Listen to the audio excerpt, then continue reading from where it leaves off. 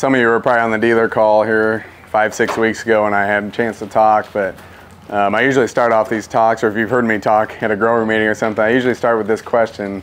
Kind of sets the stage or the frame of mind for really everything we're talking about here at Meristem and what we're trying to do. But you know, what is the yield potential of corn and soybeans today? What'd you say? 1,000? Someone said 1,000? 1,200? We really don't know, right? We really don't know. There was actually a guy. What about soybeans? Any guesses on soybeans? What the yield potential of soybeans are? A soybean plant? 200. I heard 200. We actually broke 200 this year. We broke the national yield record, but there was actually a guy in the 1980s, peer-reviewed research by the name of Tolinar. He estimated on 1980s genetics the theoretical yield potential of corn to be 907 bushels per acre. So we're over that today, right? We don't know on modern genetics. Hula this past year broke the record. He hit 623, just shy of 624. So we're about 2/3 of the way there. But if you talk to him, he's actually seeing over 900 on his yield monitor already, and he thinks he's going to be able to get an NCGA check over 900 sometime in the next 5 years if it works out. So phenomenal. So where are we at today on yield potential of corn or soybeans? We really don't know. 1,200 would probably be a good guess. 1,200, 1,300 is really where it's at.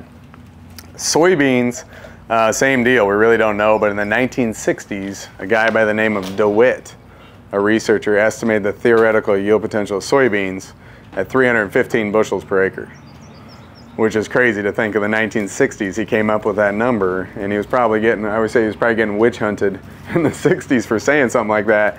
But look where we're at today. A guy by the name of Alex Harrell in Georgia broke the national yield record. I think it was 205 or 206, somewhere right in that range. So he broke 200.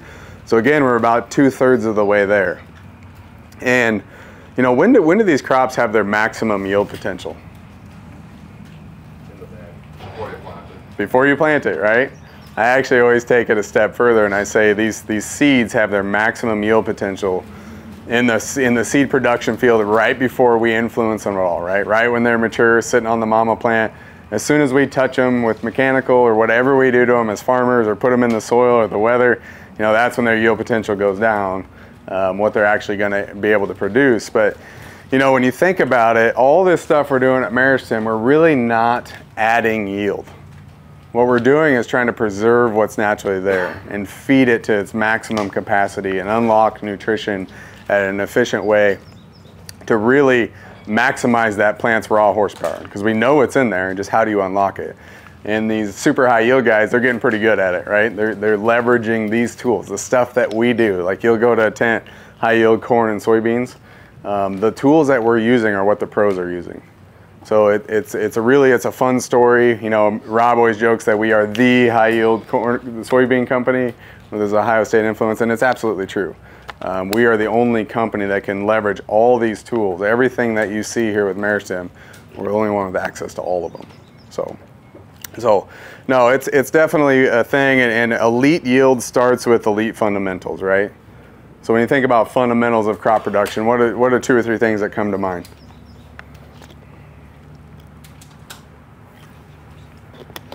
Connor? I can't call. Oh. Yeah, I can. pH. Like, I'm a soil chemist, right? That's what I went to school for, soil chemistry. Like, pH to me is like a huge thing, like very, very fundamental. pH is off. You know, you talk to these high yield guys, and they'll always talk about stand establishment. Getting that crop off to a healthy, fast start, uniform start, especially when you think about corn. How do you get all those seeds up in a uniform, fast fashion? Because that is one of the elite yield fundamentals that you absolutely have to do. And obviously, you know, we have some tools at Meristem, and we'll talk through those to help us do that. So so building big, healthy plants fast, what are all the tools that Meristem employs to achieve that?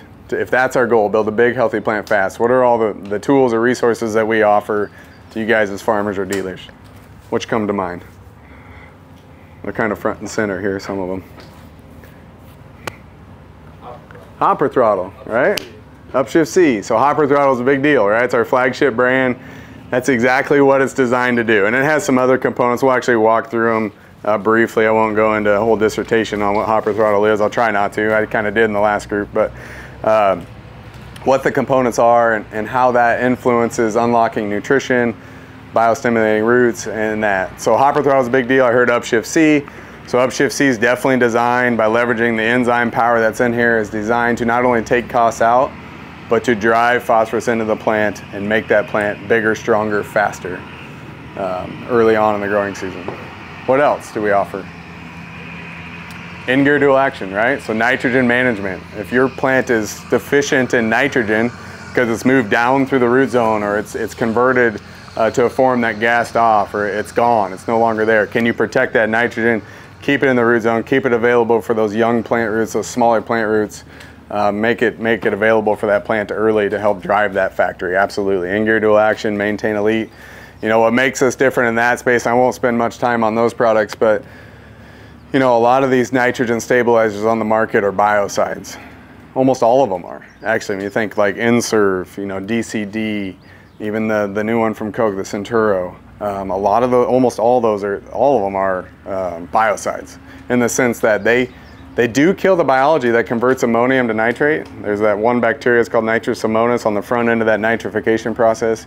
It kills that bacteria, so it keeps the nitrogen and the ammonium form for the next 2, 3, 4 weeks. But what it does is it kills every other living thing that comes into contact with, which is detrimental to what we're trying to do, and really what you guys as farmers or dealers are trying to do out here, right? We want to cycle nutrition. And the way we cycle that is keeping a healthy and strong rhizosphere microbiome at the roots to help us cycle these nutrition, and eventually, hopefully, we can take some cost out. So Upshift C, in-gear dual action, maintain elite, our biosafe nitrogen stabilizers. What other products do we offer? Harvest Shield, yep. So I was in the foliar space, which again, we won't spend much time in this tent, but foliar nutrition is critical early on in the growing season. If you're in this, if that's what your goal is, to build a big healthy plant factory, which every farmer should have that goal. But my theory, and every agronomist has a different theory, but you know, some of these high yield consultants that I talk to and I've worked with and I've proven it out on my own stuff, and the guys that I work with, is you want to focus on micronutrients early. So you mentioned Harvest Shield Complete. That's a full micronutrient blend plus the stress mitigating amino acids, which we usually have stress, whether it's, you know, waterlogged roots. Stress comes in many ways, right? It's not just heat and drought. Waterlogged roots, cloudy days, nutrient deficiencies. You know, if you can mitigate stress and make that plant more efficient using Harvest Shield Complete, the amino acids we have in there. So micronutrients early, you know. Macronutrients late, that's more of a reproductive or grain fill, so it really goes, you know, it's a little bit off topic of what we're talking about today, but NKBS late with the right PGRs late can really maximize grain fill. So that's more later in the growing season. So that's a good one. Thanks, Connor. What else? Excavator, right? That's sitting up here. We got 2 versions now, Excavator and Excavator AMS. Very critical to building big healthy plants fast, and the reason for that is, right, when you think about soil temperatures, so if you can reduce the residue on top of the soil, you can warm that soil temperature up, make that plant, all this stuff is biologically driven. Biological reactions are driven by temperature. If you can warm the soil up a little faster without having to till your soil, again, taking costs out, if you can do that using power of Excavator, absolutely. But the hidden power of Excavator, which is kind of what we started talking about last year, we talked about repositioning Excavator, and we found actually is the more valuable component of what it's doing. Excavator, really what it is at its core, is just a group of bacteria that are extremely aggressive carbon eaters. That's all they want to do, is find organic compounds, carbon-based compounds, and break them down into their inert ingredients. Whether it's the organic matter that's dead and decaying stover on top of the soil, or if it gets in the soil, there's a lot of organic matter in the surface of your soil. What Excavator does is basically just attacks that stuff and eats it at a more rapid pace than what the natural biology in the soil or on the surface of the soil and your residue is capable of doing. So you speed up that process when you put these really aggressive strains out there. That's really what Excavator is doing. So when you think about building healthy plants fast, soil temperature, less residue on the surface, and then this whole feeding, right? We're unlocking nutrition, feeding that crop with the nutrients it wants at the right time in the form that's the most efficient to make that plant grow fast. So, yeah? Should you feed it with a little bit of nitrogen or sugar or anything when you're putting it down in the fall? Should you? I mean, you don't have to with Excavator, but this new formulation, actually Excavator AMS, so this has your water conditioner built into it, but AMS is ammonium sulfate, so it gives you your nitrogen source you need if that's what you're looking to do. That's enough. This is enough to give it that kickstart you need. I mean, when you think of this bacteria, and I won't get too down in the weeds, but bacteria, most soil bacteria want to keep a carbon to nitrogen ratio of about 10 to 1. So they eat carbon, they have to pull in nitrogen to kind of keep their ratios in line. So when you put something like that out there, it will actually tie up a little bit of nitrogen early. And if you look at the response curves, the Excavator, it shows that. But if you don't have enough nitrogen available, it can actually slow them down. It doesn't kill them, it just will slow them down. They have to find nitrogen a little bit from different sources. So a little nitrogen, a little sugar will feed them and make them go faster. So yes, Excavator AMS is actually helping to do that because we actually give them a food source, fulvic acids and other organic acids. Now we're adding a little bit of nitrogen source in the water conditioner. So If yeah. you had your choice, would you do spring applied Excavator or fall? So I'll tell you what I choose on my own farm, and every farm is going to be a little bit different. I do spring just because it's hard for me to get a sprayer to go out in the fall to do it. I try and get it on. If you get it on 2 or 3 weeks before planting, you will get some of that residue decomposition effect if you're looking for planter pass efficiency. But if you're spraying your herbicide at or after planting soybeans and you want that planter pass efficiency, like that's your goal, you want to decompose residue on the surface of the soil before you plant, if you're doing it at or after the spray, you almost have to do it in the fall, if that's what your goal is. My goal for me personally is to me, the more valuable component of Excavator, it definitely eats residue, breaks it down, all that stuff is awesome, take tillage out. I'm a no-till guy anyway, but to me, I see the feeding effect. You know, at a minimum, Excavator is a 10-30-30 fertilizer spread. That's the way I talk about it, it's the way I think about it for my own farm, and the way my dealers think about it, is we think of it more as a fertilizer spread. So we think about taking costs out, Excavator is perfectly designed to do that. We got into a discussion in the last topic, or in the last group, and I'll ask the same question, is what's right now in the ag markets inverted as far as input costs? There's one that's way out of line right now. Dry fertilizer, and there's one, specifically phosphorus. Typically the phosphorus market takes about 80 bushels of corn to pay for 1 ton of phosphorus, MAP or DAP, dry fertilizer. Right now we're sitting about 120, 130 bushels of corn. So the corn market's dropped, phosphorus market's actually gone up, so it's a little bit inverted, right? So right now we're sitting about 120, 130 bushels of corn. So a lot of farmers are thinking through ways they can maybe cut some costs, especially in phosphorus. How can you unlock it? You don't want to give up yield, right? So can you leverage these tools that we're talking about here? Excavator is a perfect example. It is designed to unlock phosphorus. It's really designed to unlock all plant essential nutrients, right?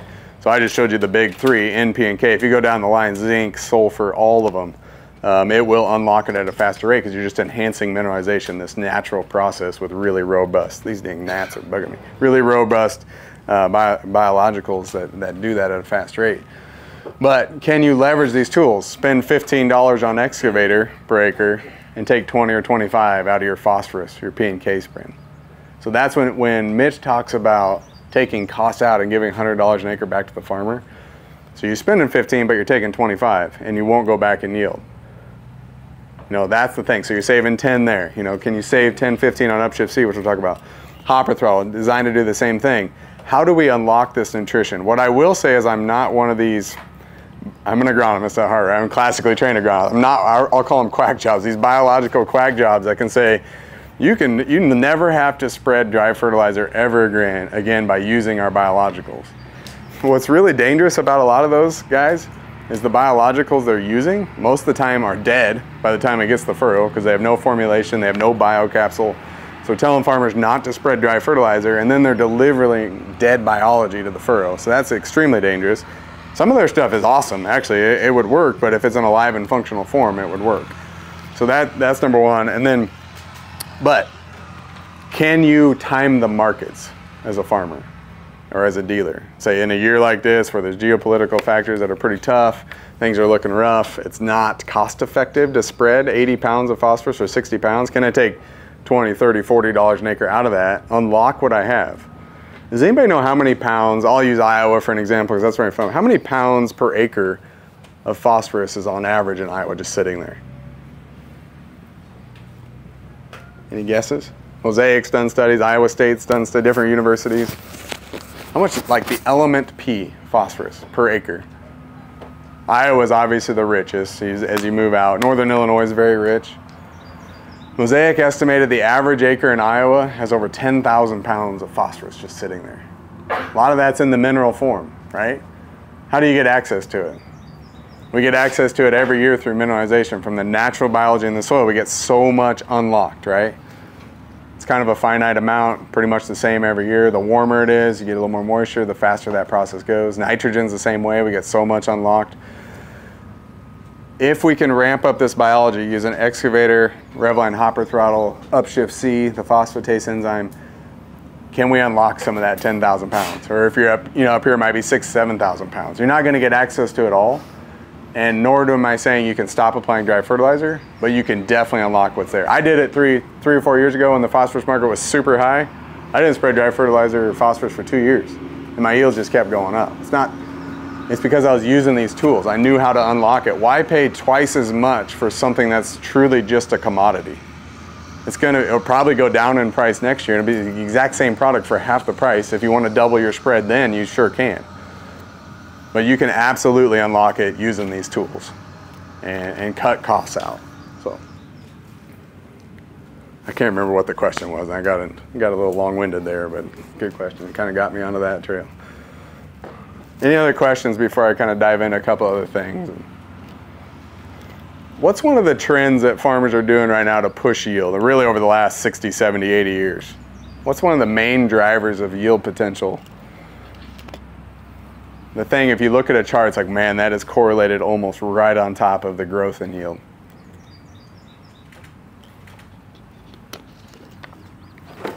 Anybody know? You've seen I'm sure a lot of you have seen this chart, right? The planting populations historically over the last 60 years just keep going up, right? So, seed guy wants to sell more seed. Seed guy wants to sell more seed, right? We're trying to, when you look at historical yield though, it is almost directly correlated to the increase in planting population. R-squared value is extremely tight. So that trend is going to continue. And these two plants, I wish this was hopper throttle treated versus untreated, but it's not. You'll probably see some of those in other tents. This was planted at 38,000 and this was planted at 30,000. So for every 1,000 plant increase in planting population, University of Illinois says you're going to decrease your root mass by an average of 2.5%. So what we're trying to do with some of these tools we talked about, some of our PGRs, foliar nutrition, hopper throttle, is number one, when we think about unlocking nutrition, is how do we deliver really aggressive strains of biology to make this smaller rhizosphere more intense and higher capacity to unlock nutrition in a smaller zone, right? To feed these smaller roots, because this trend is not going away. The root sizes are going to continue to get smaller. The other thing we're trying to do in some of these initial versions of hopper throttle is, can we biostimulate this root to look more like that one? Even though the competition with its neighbors is telling it to be this big, just from plant to plant competition, can we use biological biostimulants, or PGRs in furrow, to stimulate this plant to be bigger than what it thought it could? So build a big healthy plants fast. And that's probably a good segue. I do want to walk, I know we got new dealers in here. There's a lot of new dealers that have never been to this, and this meeting, when they stood up in the room earlier, I want to walk through these components of what hopper throttle is real quick. But the base ingredients, obviously talcum graphite, right? Fluency agent number one. If you slow a farmer down or ruin their equipment because you don't have a good fluency agent, so we went with manufacturer recommendations, 80-20 talcum graphite. Most planters now today recommend that as their base fluency agent. On top of that, we put a high load of zinc. So 27% of this mix is ion locked zinc, which is actually a nano zinc's proprietary to our partners at Brandt, nano zinc sulfate. Which is incredibly important, right? We talk about building big, healthy plants fast. Zinc is at V4, V5, V6, is almost always deficient if you're not delivering it in the furrow, whether it's a quarter chelated zinc in furrow or using this. What is a corn plant doing at V4, V5, V6? Determinate kernel rows around, right? And if you're not delivering zinc to the seed or to the furrow, you are almost always deficient in that micronutrient. If your corn plant has a bad day right when it's trying to determine kernel rows, yeah, that's how you go from 18 to 16 or 16 to 14. So putting zinc on seed is one of the easiest ways to return your investment. Almost every study you ever look at, whether it's Winfield or Brandt or Meristem or Advanced Agrolytics, zinc on the seed pays.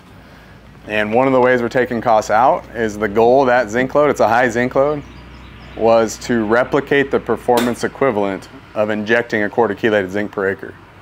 So almost all of my customers, I don't have a lot with in-furrow starters in Iowa, but they have taken that $6 to $8 cost of quarter chelated zinc out and put it into the value of Hopper Throttle. Because we've actually outperformed a quarter chelated zinc with this product. It's right on the seed for the baby seminal roots, the first roots that come out of the seed to attach to, put it into the plant, and you fix that deficiency early. Now the roots have to grow and you have to unlock it to really feed that crop. This isn't enough for a 300 bushel corn crop.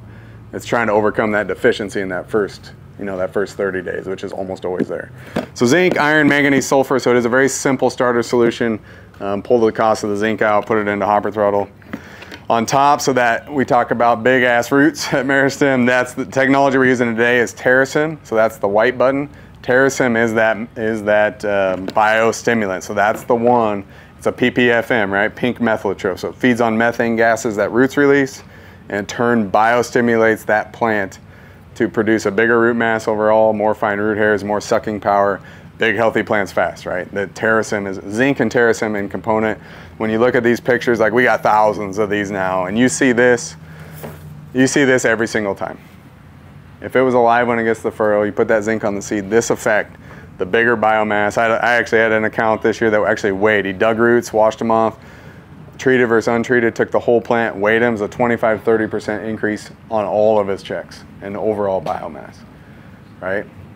The goal is to get those plants as big and healthy, and it's the same effect on soybeans, to capture as much sunlight from the longest days of the year in the early mid part of June, right? The solstice, that's when you have your most sunlight. Your goal as a farmer is to capture as much carbon as possible. The way you do that is through photosynthesis.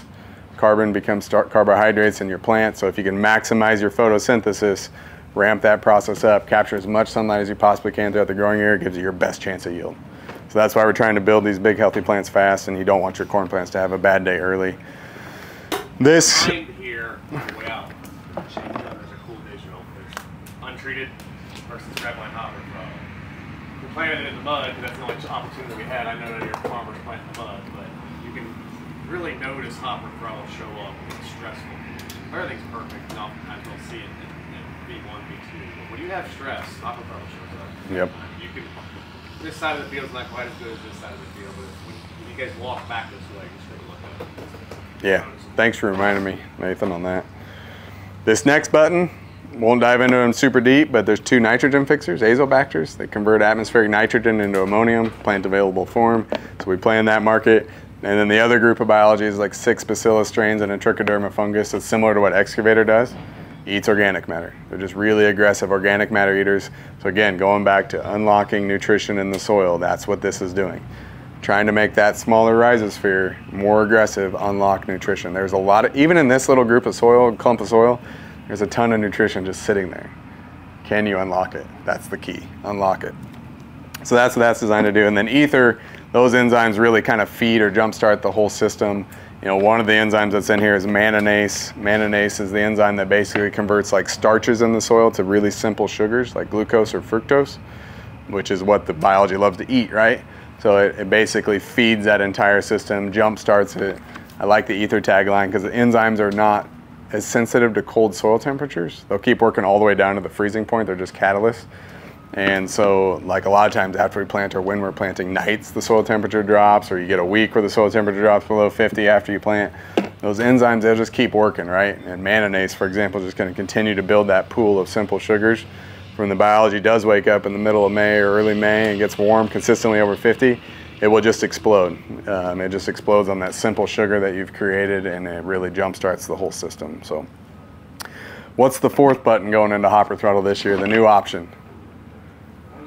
Corn root worm, Gardex, right? Brand new technology from the same people that built Terrasym. We're really excited about it, and again, that's all about protecting roots, right? It's not really going to biostimulate or anything, you know, more and beyond what we're doing today, but you need to protect that root system. And if corn root worm are chewing on your roots, that's definitely going to set that big healthy plants fast backwards. But it's a brand new mode of action. Basically blocks that carbon dioxide signal that attract rootworm larvae to the root. If you can block that signal, they can't find their food source, and eventually they don't complete their life cycle. So yeah, looking at taking costs out for sure with that. I think some of the other tents are going to talk more on that. So soybean hopper throttle is much the same. We use the TerraSim components. Obviously, we got this new pre-fight metal axle, you know, soybean seed treatment components in there. But again, you know, for what we're talking about in this tent, the biostimulants, the zinc, the nutrition at the seed, getting that plant off to a fast, healthy start is critical to maximizing your yield potential and tapping into all that raw power that's there. So, any questions on hopper throttle before I move on? I got a question. Oh, I'm sorry. Go ahead. So all the zinc and everything is in the graphite Mm-hmm. towel. Okay. Yep.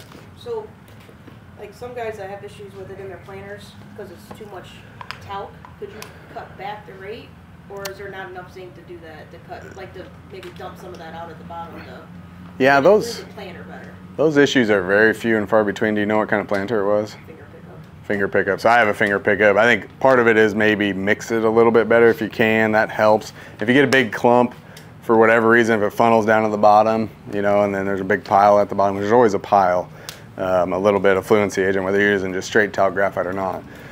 Could you cut it back? You could. I'd prefer you not to. But if you, Does that add more graphite to try to get it through? yeah, I mean that would definitely help. It makes it a little bit slicker.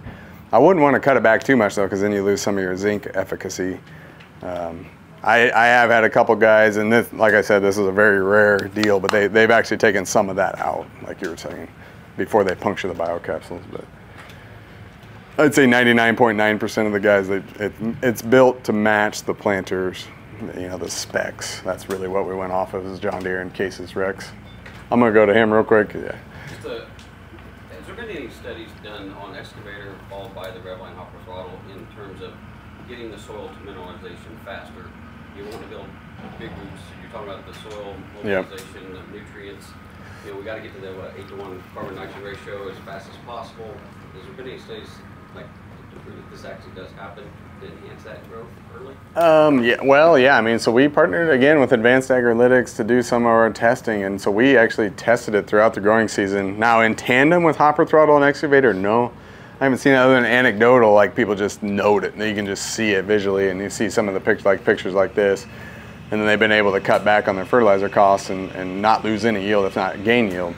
But the data we do have, like raw data on excavator, we sprayed this in the spring, and maybe you've seen that data, where we actually took soil samples every 15 days after spraying it and looked across the board like how much more nutrition was available in that soil solution every 15 days. And it was, I mean, we're talking like 30 pounds of phosphorus. It was like almost 40 pounds of nitrate. I don't have that slide in front of me, but at a minimum, we're very confident that excavator's a 10-30-30. It can unlock that much. Hopper throttle is designed the same way. You know, if you want to put a 10-30-30 tag on that, probably a little higher in the nitrogen, maybe a little lower in the P&K, because excavator's even a little more robust. But The cool thing about it being more there, it was more available at the right time when the plant Right. needed it. So when we're talking about cutting costs and potentially lowering your fertilizer spend, we want to make what we have more available when the plant needs it. And excavator really lines up with the plant to do that. That's I think as much the success as there is making more available. It's making more available at the right time. right, it's about 45, 60 days after spring application is when you see that big release of nutrition, which is about right when you want, you know, when the plant's really taking it in, late vegetative, early reproductive. The timing kind of surprises on excavator AMS. So excavator off the fall product, that's when I got to spray it. I'm actually leaning more towards the excavator AMS in the spring. I see a bigger benefit there, the nutrient release component, than I do necessarily in the fall. Great question.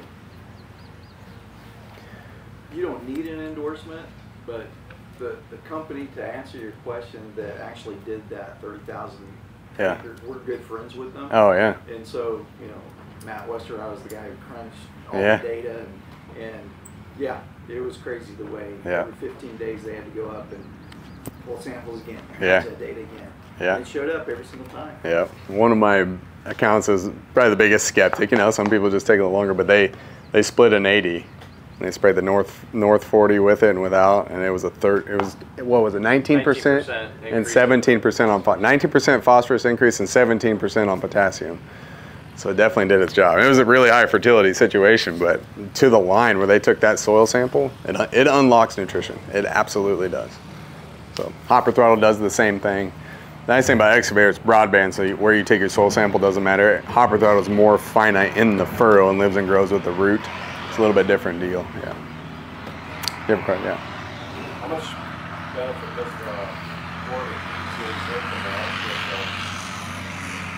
junction with the hopper throttle? So if you put, upshift C, if you put zinc in here, you definitely can. And I'm not saying if you want to put more zinc in your furrow, you absolutely can, but a lot of guys are looking to take cost out. If you're looking for that like tissue sample effect at V4, V5, V6, that's enough zinc to get that effect. It would be just as good or better than putting a core in with your liquid starter fertilizer.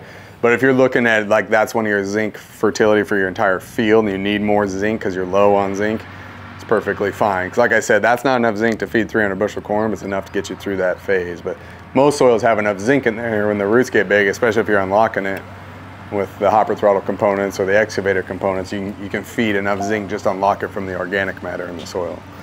But Shane, do you guys have, speaking of Upshift C, any trial data or results? I know you guys are opening up the door for Upshift C as a foliar applicant. Where are we on that conversation? Right, so there's a lot of trials going out this year. It's really growing fast. Anecdotally, last year, and I have a hard time believing it, but it was over 6 bushels, and some of these guys were doing R3 on soybeans at 1 pound to 2 pounds per acre. We actually have one account that actually trademarked the name Pinkwater. Basically, every post application they make, whether it's fungicide with a drone or a ground rig, they're putting this in at least 1 pound per acre. So 1 pound in 10 gallons dissolving in. They're just seeing a response. It is a foliar phosphorus source and nitrogen, so it is that. The phosphatase enzyme, though, really doesn't do anything on the leaf, but it is active, and once it washes off into the soil, it will work on the surface of the soil and unlock phosphorus there. So great question. But yeah, it's becoming a bigger deal. I have a lot of guys that are trying it. I never even really thought about it until these guys out in Illinois and Wisconsin were doing it and seeing great results. So we have quite a few guys trying it. I don't have any like hard data other than that, just anecdotal reports. Can you talk about the salt index or fertilizer already? Yeah, no, I haven't really dove into Upshift C, but this, like Mitch said, 10 million gallons replaced of normal starters, but low salt starters. So the salt index on Upshift C is below 4, depending on what mix rate. You know, I think at about 2 pounds per gallon, it's around 4, and at 1/2 pound per gallon, you're actually below 2. So it's very, very safe for the seeds. So very, very low salt index. But the real beauty of this thing is you cut the cost of shipping water out of the starter market.